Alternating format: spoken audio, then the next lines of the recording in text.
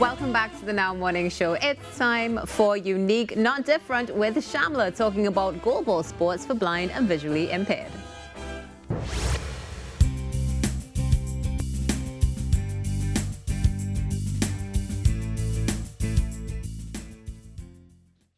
Good morning, everyone, and welcome to Unique Not Different with me, Shamla.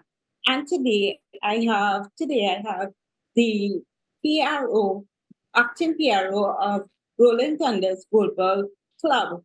Rolling Thunder's Goalball Club is a club for persons who are blind and visually impaired.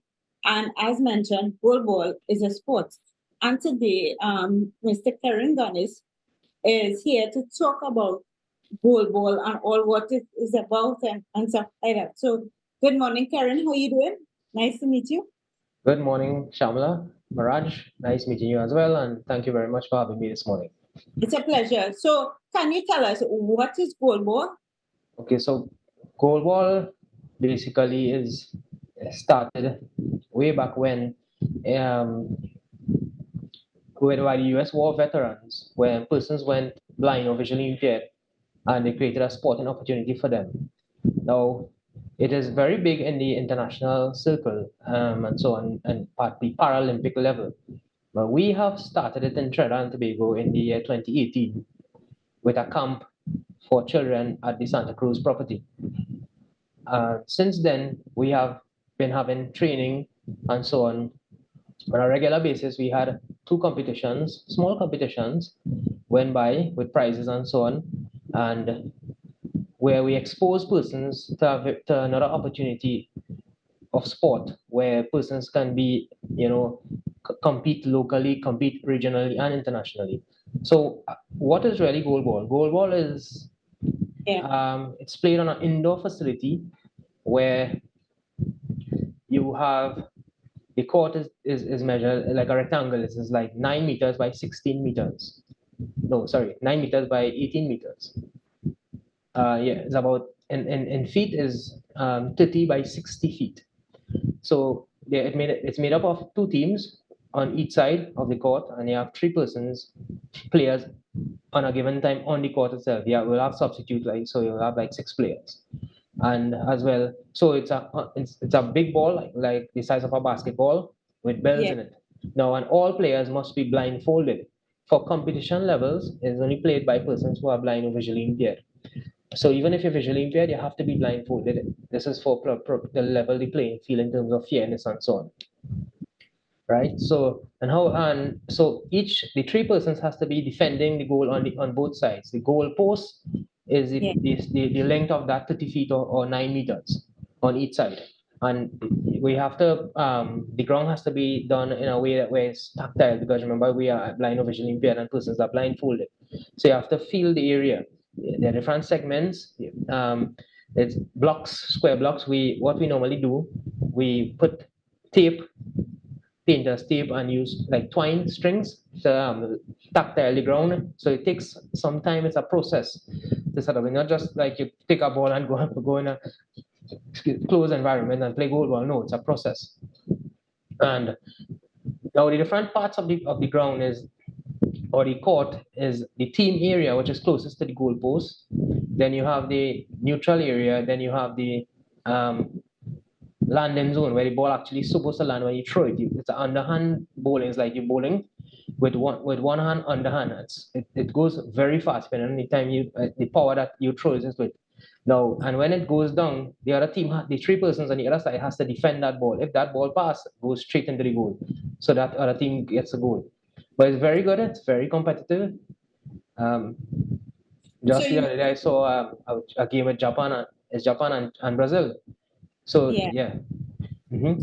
So you mentioned that there are three players on each side, right? At the given time, yes. Right. So obviously you mentioned that persons have to be blind and visually impaired to even qualify to get into the team. But in terms of demand, persons wanting to get into the team, is it that they have separate teams, or is it that there's one goalball team in the country? Well, we have two. We started up the Rolling Thunders Goalball Club started up at first, and then this year we split it into another one in the north side of the thing. The north crew has a club. I think it's called Supersonic Strikers. I think yes. So we're trying to create some kind of opportunities in terms of fostering the exercising because a lot of persons who are blind or visually impaired have health challenges. So we want to change that. We want to at least try to change it with some form of exercise because yes, the game is 12 minutes per session, then you have a 3 minutes half time, then you go at 12 minutes again. But it's not, people might say, oh, that's a breeze, man. 12 minutes is simple. No, it's very, very much intense because you think about it. Three persons defending a 30 feet length, one in the middle, two on the two ends. So one on the right and one on the left, and one guy in the one person in the middle. So we have ladies as well can play as well. Okay. So you have to be diving, you have to be preparing yourself, you have to exercise, you have to build condition. It's not just go and just think you're gonna save a ball because it's like you have about 10 by 10 by 10, about 9 feet between each other. Right. And so to be a coach for goalball, is it that the coach is trained locally, or because you said that goalball some years ago internationally, and only in 2018 it started locally. Yes. So So is our that coach is training in Mexico. right in Yes. Mexico? Yes, he is. Yes, he was Okay. trained there, and he does a very, very, very good job. Coach, if you're listening, Mr. Francis Haynes. Okay, and in terms of funding, how is the team funded? So we take donations. We from the members. We have a membership fee. Persons from different areas like Rotary Club and so on. The Trinidad and Tobago Blind Welfare Association heavily supports us in terms of providing whatever is needed. We depend again. We appeal to the public who listening this morning. If you want to contribute, if you want to support us, we need lots of support.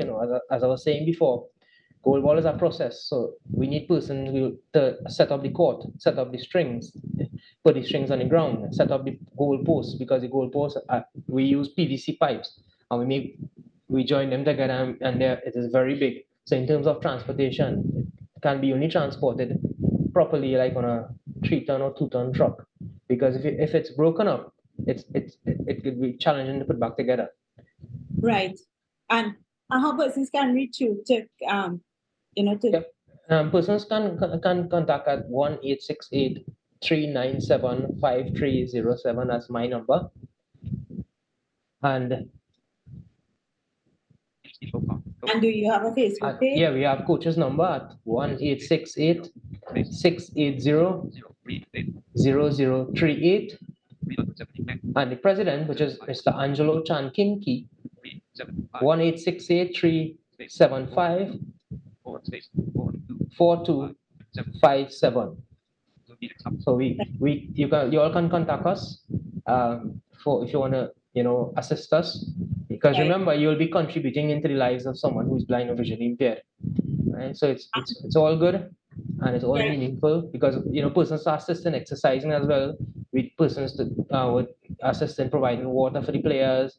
It's very, very nice. It's very nice. Yeah. We're hoping to have a nice competition next year.